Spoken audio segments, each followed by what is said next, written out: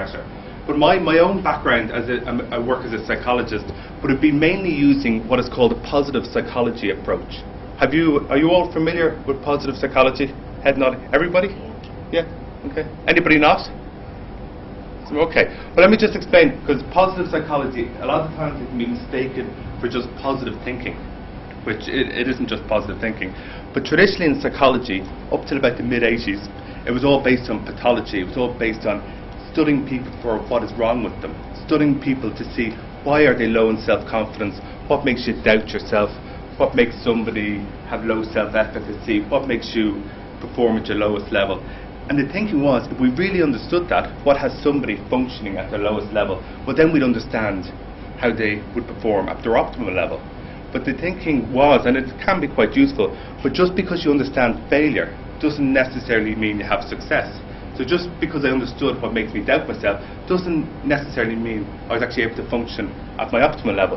So a huge shift in psychology in the mid-80s moved to actually studying, well, what makes people more resilient?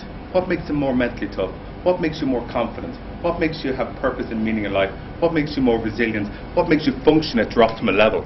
And they actually found by studying this, it was more useful to people than actually studying what was wrong with them. So that was the whole strength-based approach, and it was a huge shift in positive psychology. So it's not just positive thinking. It's actually a rigorous science behind what has people functioning at their optimal level. The majority of people doing PhDs in psychology now would be based around positive psychology.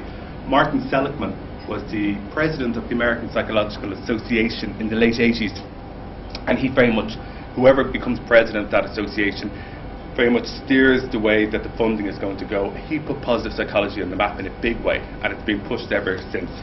So if you will, emotional intelligence would be considered one of the key components of positive psychology.